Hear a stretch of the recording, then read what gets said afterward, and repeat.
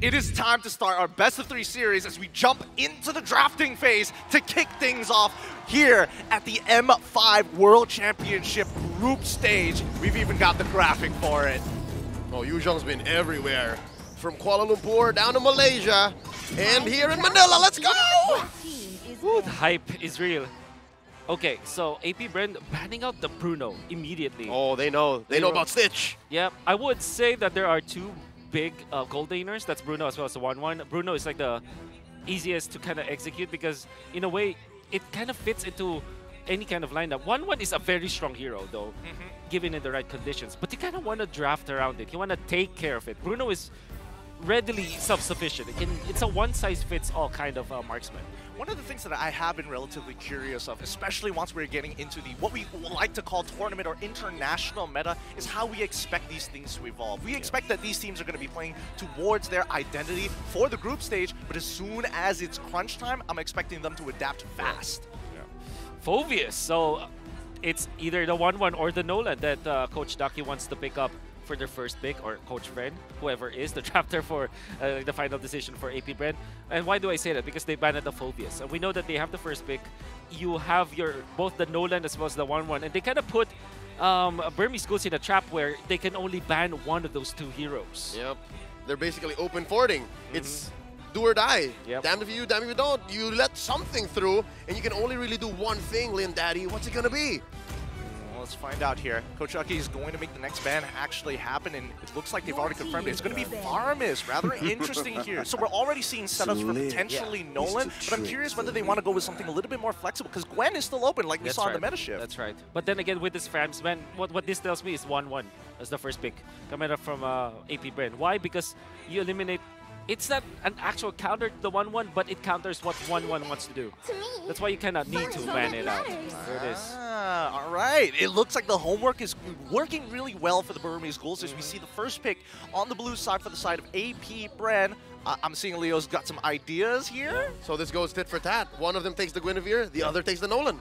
That's right. Yep. The prestige of Nolan is always in the first pick. Right. Which do you prefer to see more for the side of APBR? Personally, for me, I love seeing how they play Nolan, because not everybody can get away with it. Yeah. Wow, that's a great question. Kind of makes me think, what if they swing it around and pick up the Arlott first? Because both Nolan as well as Guinevere are pretty strong heroes, but you kind of don't want to put it together.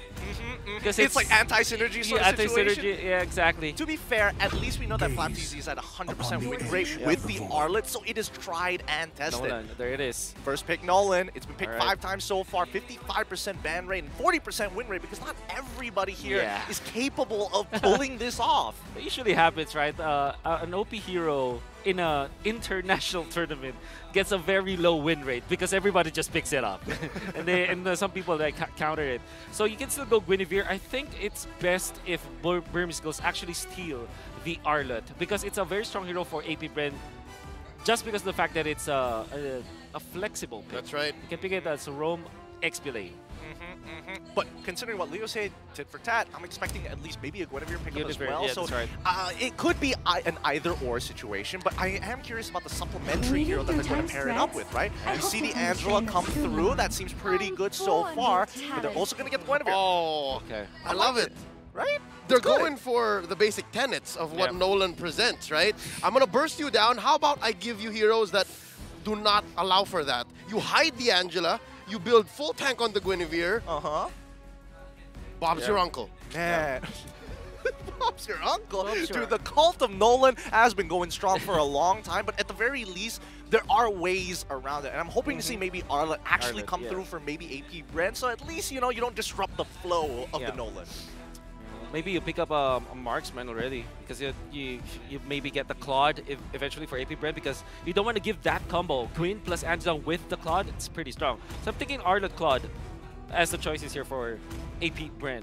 Okay, Wolf locking in his predictions, and he's getting it right on the head. We see the Claude as well as the Arlott locked in. Man's at 100% so far. Let's see how long he can keep it up as we jump over to Burmese Ghouls on the red side. Any predictions for this one? Because so far, based on what I'm seeing, all right, we've got a little bit of pick off. We've got ways to kind of deny their opponents. It's not about counter drafting, it's denying picks. Exactly. It's going to be difficult because you might lose a lot of like marksman choices. So maybe you might be forced to pick up Irithel immediately for Burmese Ghouls or a Brody, Yep. which kind of speeds up your tempo. Stitch has a solid Brody, and then it forces Super Marco to actually think about it. What do I pick? What's my battle spell? Because if you go into the lane, the Brody is capable of bullying you, especially when the Angela hits level 4. Yeah. You win that fight almost 100%. Oh, man, a lot of things to actually consider here, but Burmese Ghouls here to present a new problem. It's going to be the Brody. Nailed it on the head. Once again, we are on fire here, boys. Well, you guys are. I'm just kind of on the sidelines for now. Second phase is going to begin. The bans are going to be important. Mid lane still missing for the side of Burmese Ghouls, as well as APBR. Okay, so you're going to be looking for perhaps some XP. Oh, actually, no.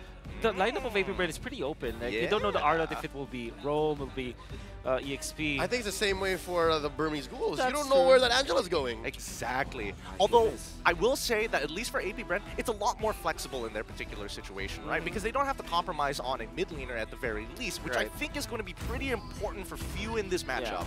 Oh, check it out in the arena. Maybe Valentina? The team that the Burmese Ghouls beat to be here in M5. Oh, yeah. It's Mythic Seals. It's Mythic Seals. That's Justin.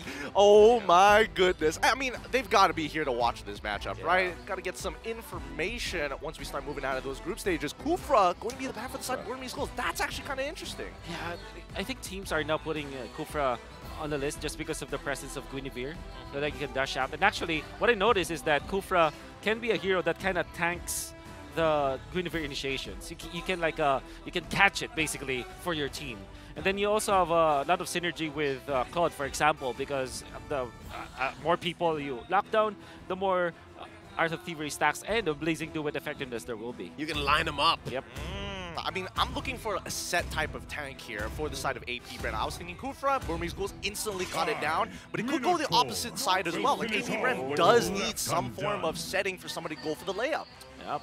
Look at that. The bans, the Minotaur, definitely an anti-Claude kind of hero, so they will just make sure that they secure at least the effectiveness coming out from the Claude. But I don't think that they will double down on roamer bans here for APBR. Yeah, no, but just the same, Coach Ducky and the Coach Vren are actually respecting the fact that despite the Guinevere and the Angela coming out, which is a 100% win rate, by the way, That was crazy. Burmese Ghouls have a propensity to really lean hard on supports. So they're saying, you know what, even if there's already a heal here and a shield, they might even really just put the Angela in mid and pick up the Minotaur. Yeah. I mean, let's also not forget that Burmese Ghouls like to play around lane priority, making sure that they have control of the lane and get that first rotation. I'm thinking, you know, maybe even a first pick Rock here just to kind of supplement everything. You have a way to disengage, you have a way to start canceling abilities, and more so, even if the Arlet goes into the support section, hey, you can just face check him. Yep. I wonder if Burmese Ghouls can play Benedetta or Khalid. Or did I pronounce that correctly? Yeah, Khalid. Of our good friend Yasu. Sun rises when Well, I give the word. Spanned out. They know. They know. They know. They know. They're Okay. tapping into our comms, boys. Yeah.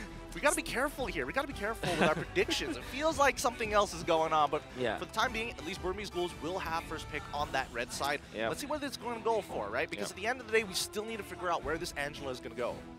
Will this be the tell? If this, because it should be the tell, at least for. Well, if they pick up the EXP lane, you're still not sure. No, so this is not a tell. Unless, obviously, we see a hard roamer, you know. But I think in Benedetta, actually, for Burmese Ghouls, because I kind of fairly remember it was in their region, they used that Benedetta a lot. Carbon can. I think Carbon has a solid Benedetta. I would put it past it for sure, but it looks like the next lock-in is going to be Ruby. Ruby this time. I wanted to bring this up earlier, but I didn't know whether this was the right situation for it. I think this kind of, I don't want to say it works in the same way as Groff, but at the very least, it's interesting, right? Because we still don't know whether this is going to be going into the EXP lane or even in the support section. But at the very least, it's great at catching heroes off. It's great at slowing down the Claude. More importantly, anybody who's got a stun, I'll pull you away. I know damn well where it's going. Where? This is a Blink special. Okay. He's got a pocket Ruby. Yep. And for sure, it's going into the roam. So we know this is a mid Angela. The priestess of primal lightning. So that's Edith, hunter I of all believe, the from evil gods. APBR. We still don't know where it will go. And I'm thinking like a like a Valentina or a Gord actually for AP Bren.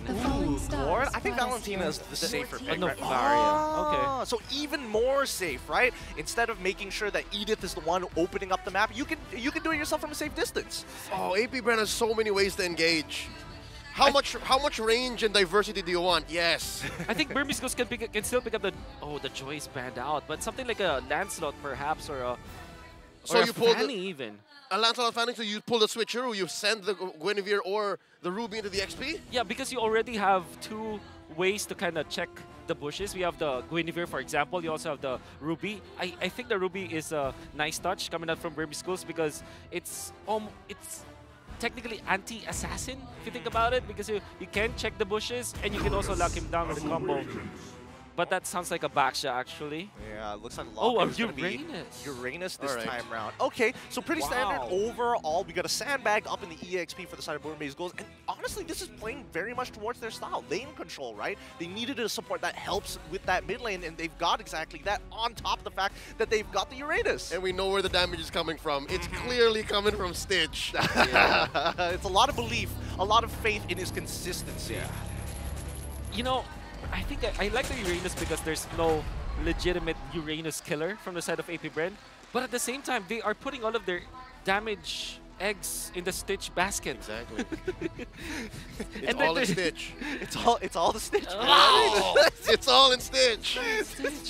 Don't look at me with those eyes. I know you're gonna make me crack up. But so far, considering what the counter index is, it definitely feels like it's in one team's favor compared to the other. We're gonna go deeper into this topic as we start and initiate our very first match here in the Land of Dawn at the M5 World Championships. It's AP Bren up against the Burmese Ghouls.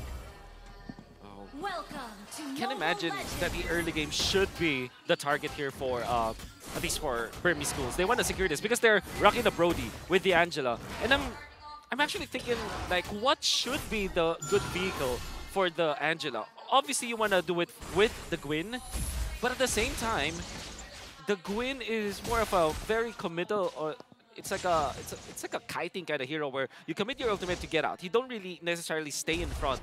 So maybe it's the Brody that should be the vehicle now for Burmese Ghouls, because at least you maximize the effect of the Angela on this Brody. I mean, from the way that I see it, early flicker coming out from Blink X just for Litho Wanderer. It's not going to be a big deal for now. He's not going to reach level 4 in time for the upcoming turtle, but at the very least, we know where Burmese Ghouls are going to be leaning towards on the map.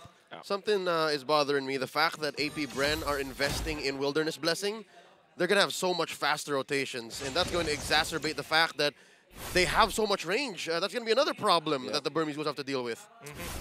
I mean, it's one of those situations. We even saw this during the wildcards that a majority of teams towards the last few days started switching over to Wilderness for a Blessing because it just shows how important it is to win out these neutral fights. Oh, wow. Nico can't even catch a break. Ogwin and Kyle steal away his small camp. Okay. Now, this means that AP Bren are in a very comfortable spot, because I think that they have the better late game. They have the Varia as well as the Claude, very strong in the latter portions of the game. And the fact that they are not getting invaded by Burmese Ghouls, especially this Nolan, I think this is a good sign. But obviously, everything will change come the first turtle fight. And then we cut to Flapteezy, who has to deal with this Uranus, and all he's thinking of is just like, get me out of this lane, please. Let me team fight. Phew, come on over. They do set up for the first turtle. It's Nico first to the scene, pulling it over to their side. Turtle less than half health here. Carbon drawing a line between them and AP Bren. Here we go. Kyle Teasy comes in with the steal. And now Carbon gets Lina in him. Heart Guard committed in already, putting staff at the Ionic Edge. Blink X getting put into position with the final slash. Burmese Ghouls call out back. Rather interesting. I mean, I wouldn't have expected, for the side of Burmese Ghouls, you're expecting the traditional, I'm just going to look for someone to hard guard, we're going to go in, we're going to look for a pick, and then we're going to get back out of there. But I think Burmese Ghouls played that very, very well. The Teasy's down bottom. All right, Carbon's not going anywhere. I'm actually very surprised about AP Bren. I think I will review their early game rotations because, my oh my, how did Kyle TC get level 5, almost level 6 before the turtle happened? 2 minutes to 13, he's already he's just a quarter of XP away from getting into level 6. That's crazy. That's why they were able to steal it, because they have the superior levels and the retribution. I mean, let's not forget that when you are playing Nolan, your clear speed is rather fast. True. Like, have you ever true. seen Novarius just get frustrated? They know when they expect purple buff timings to die, and then Nolan's like walking through the mid lane. He's like, "What are you looking at? What are you shooting at?" I'm done. I'm gone. It's over. I'm over here now. Right? You could have sworn he's a time traveler. Exactly. Oh, it wow, is. Hunter's Strike already completed. Man, I wonder when, I think, especially with the trajectory that you're seeing from Kaltizi, the way that he's farming 2.4k at 3 minutes, this is Oppenheimer levels of explosions as we're going to see later on. That's historic. It is historic. But I think more importantly, wow, actually Flap having a considerable EXP lead against Carbon so far, despite getting proxied, despite having to join the fight a little bit later. Yep. And I think that was the one bastion that Burmese Ghouls can have, that little sanctuary that, hey, at least Carbon's winning his lane. And now they're switching it over. I think they need a little bit more XP on Lina. How far can they actually go with this? Especially since Kyle, he's not letting Nico have a good time. Whoa! Comes in with the Requiem. Did Kyle TT steal? Oh, he did! He did. Nico hesitated on the Retri. But this means that he has the retribution for the turtle. That's right. Coming in. This is about to blow up. Lord here, approaching half health. In comes Flap TZ. Stitch coming in from the side, dealing damage. Nico holding his Retri strong, and they go get it. That's one turtle apiece for both BG and APBR. I love the decision-making coming in from the side of APBR. They understood the assignment. They recognized the situation wasn't their favor. Whoa! And Lina is going to be first blood for the side of APBR. That was quick. That was the one thing that you gotta do, hide the Angela from the Nolan. Yeah. And Kyle found him. I mean, we're talking about hustle. This man doesn't stop making good decisions. Yeah. They pushed out. The mid lane is already chunked down to 10%. He even gets first blood down on that bottom side. He is active. Yeah, you can see Ogwin already positioning himself to defend Super Marco. Now APBR can leave the Nolan just, you know, roaming around. It's far too farmed. Even when he didn't get the second turtle, because of the amount of farm and the first blood that he was able to get and the number of creeps, jungle creeps that he was able to take away from Nico, look at him. He is level 10 compared to a level 8 Guinevere. He's always doing something. And he knows that this is the right thing to do against Burmese Ghouls, who are an initiative-based team. They want to be able to do the thing one after the other, 1, 2, 3, 1, 2, 3. It's up to their timing. But right now, it's Burmese Ghouls who's following APBR's flow. I would have considered that maybe the Burmese Ghouls were going to start getting some momentum during the mid-game, but right now, just the raw smothering coming out from Kyle TZ alone, and the supplement of these fast rotations, making it really tough for Burmese Ghouls to find holes. And Guinevere is a jungler that you can count as a utility, but it still is purple buff dependent. So it's a very unique situation. Yeah, surely Guinevere is a pretty strong jungler now, but she's both farm dependent as well as utility, which is usually you can see only one or the other. But because of the fact that all of the purple buffs were taken away from him, Nico is going to have a very bad time in the mid game. Speaking of which, I mean, we're looking at mid lane Carbon. Might just get caught out here. Coming in, the conceal committed, final slash. Carbon gets a heart guard in him. Lina to the rescue. This Uranus ain't going anywhere. Blink holding this pixel brush, spotted by the actual echoes. Turtle getting beaten down. Burmese Ghouls pushing forward. Flap easy from the back, looking for an angle. Nico wants to get it. Retribution is good. Nico scores it, and down goes Lina. That's a blazing duet considerably, dealing a lot of damage early on. Blink goes down. Ogwin gets the kill. Ogwin still staying in the vicinity. Carbon goes 3-0. APBR 3K ahead. Man, that was such a clean fight coming in from APBR. I mean, at the end of the day, Burmese Ghouls got the neutral objective, but at what cost? They would eventually get their orange buff, I believe, Nico. And Stitch stayed alive. So those are just some consolation prizes for Burmese Ghouls, but Gideon painted it well.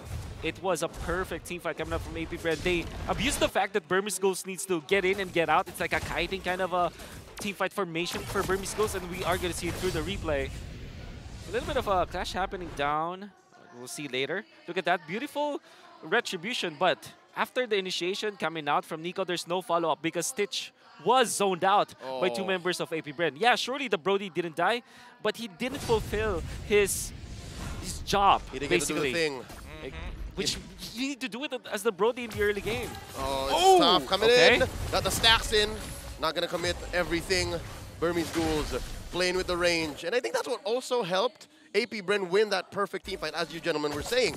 They have so much range, they have so much diverse initiations that it spaces out Stitch. Yeah, it really does. I mean, Nico didn't have his ult to actually follow up and start a new fight, but in the meantime, at least they got a shutdown on towards Kyle Teasy at the attempt of attacking that purple buff side from Burmese Ghouls. At the very least, we're seeing that Burmese Ghouls are scaling, right? 2 items already completed for the side of Brody, maybe a 3rd one on the way, and at this point, it's starting to get real dangerous, especially when you see Brody nearby. Okay, not only for AP Bren, but at the same time, Burmese Ghouls, if they just realize that this is actually their power spike, they need to make the moves now. Fortunately, they have this Uranus that can actually be the vision provider around the Lord area. And the fact that they have taken out the turtles rather quickly, this means that the Lord is spawning also rather early. Oh, and AP Bren know that this timing is key. Blink looking to get into that. Because AP Bren, they have the advantage coming in. They catch one. Ogwin in the skies. Carbon gets his eyes on him. I'm offended. They're trying to burst down the Roamer. They're trying to take down the Edith. And the Lord gets reset. AP Bren calling it off. I like this plan a lot, honestly. Oh! Final slash coming in. Carbon, he's in jeopardy. Gets the Heart Guard in just in the right time. 5th of his health coming back up, down to half. Nico commits. Both teams playing footsies, dancing around the Lord. And oh, so many ults spent from both sides, but neither have the advantage. Ogwin gets the Earth Shatter. Lord at half health, pulled just about an inch out, gets another reset. Stitch, a 1/3 of his health left. Not a good fight. Wow, the first reset was great from AP Bren. I think it was very smart. The second reset is weird, but now Burmese Ghouls, oh, they reset because they know that their lanes are in their favor. I mean, they found it. It might even get a pick. Blink, oh, gets spotted, gets bursted down. Super Marco gets the kill, and they're still going. Carbon keeping up, playing footsies with 3. In goes the old Count Easy gets the Lord. This should be a retreat from the Burmese Ghouls, and they get sent down into the ground, but not for long because Carbon's still alive. Oh, gets taken down. Stitch as well in the back line. Few gets him, Clapped Easy punished by Lina, but it's just too little too late. Ooh, what a great bait coming in from Super Marco to actually force in one more kill from the side of the Burmese Ghouls. He was playing on a fine line. What a reset coming up from AP Bren. At first glance, you would think that the second reset was weird, but then if you look at the map, the lanes are going to be pressured against Burmese Ghouls side, and that meant that Burmese Ghouls needed to disperse. And then AP Bren also took advantage of the massive XP difference.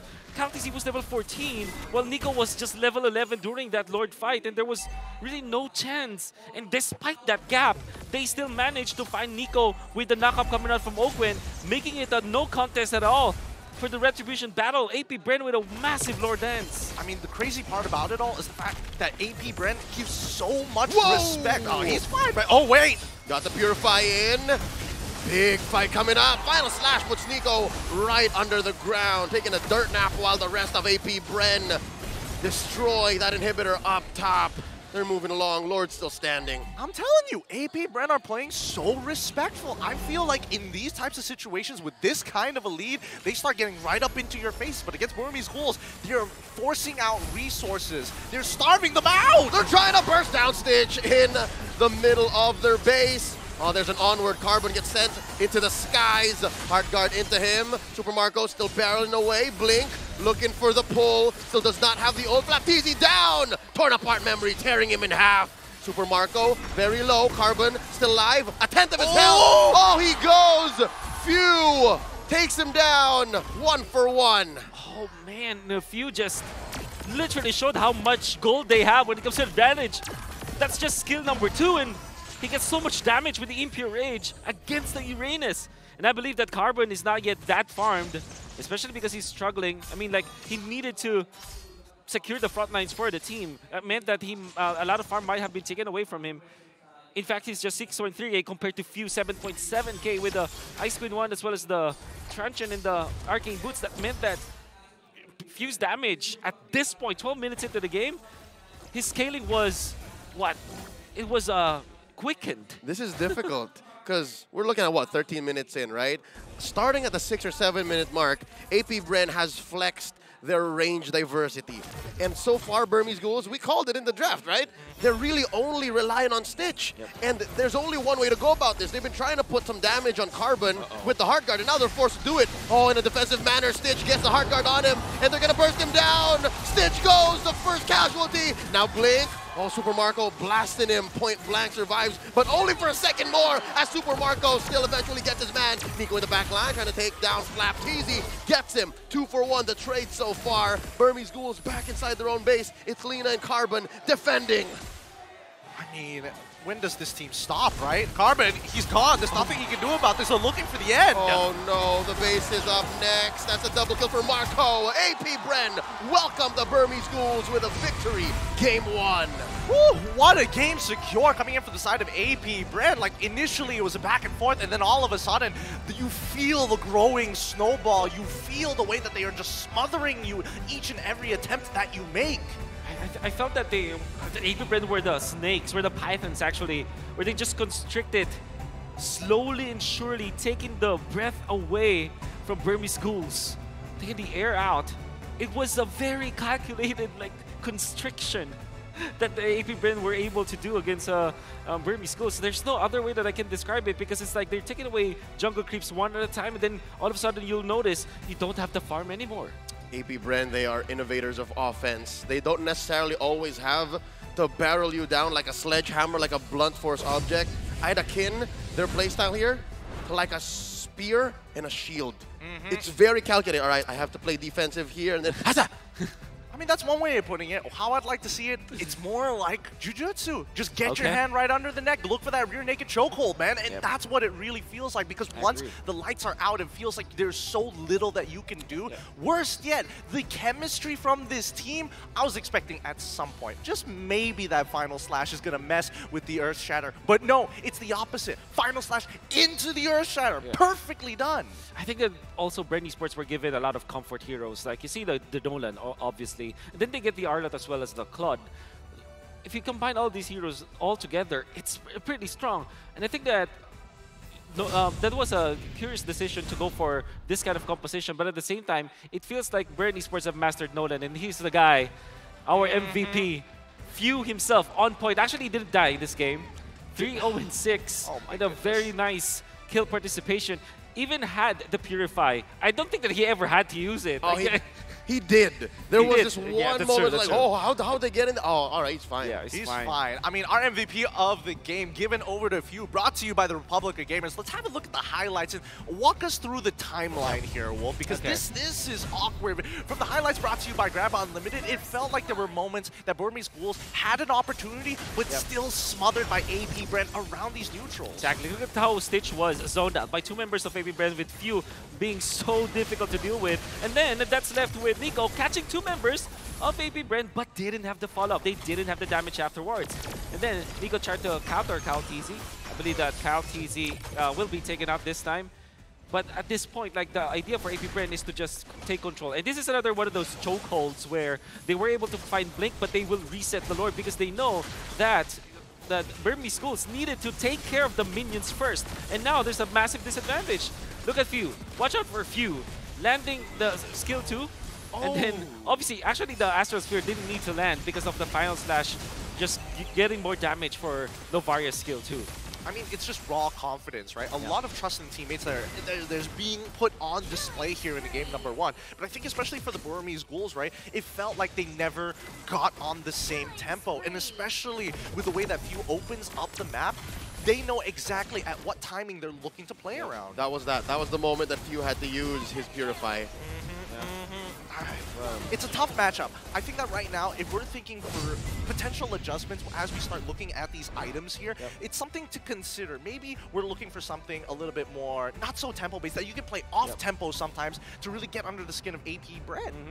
And some junglers do not put a lot of emphasis on the Season Hunter, but you see how well used it is for the Nolan, how fast he was able to get those jungle creeps. Able to get to almost level 6, 3/4 experience to level 6 at 2 minutes and 13 seconds. I think that should be the fastest jungling that I've ever seen, at least this year, right? Year 2023. That is very, very quick. And in fact, all they needed to do was to walk by, drive by the turtle, snatch that turtle #1 against Nico, and then he basically set up his own home at the jungle of Burmese Schools afterwards. I live here now.